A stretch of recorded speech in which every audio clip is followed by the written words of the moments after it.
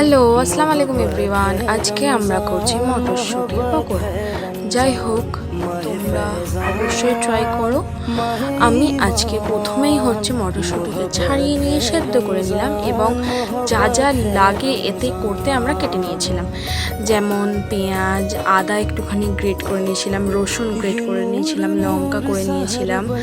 এবার মটরশুঁটি সেদ্ধ হবার পরে ওটা ভালো করে মিক্স করে নেওয়ার পরে যেমন পেঁয়াজ, লঙ্কা, তারপরে রসুন, তারপরে আদা, ধনে পাতা, হলুদ গুঁড়ো, চিলি ফ্লেক্স এবং দিয়ে দিয়েছিলাম ধনে পাতা।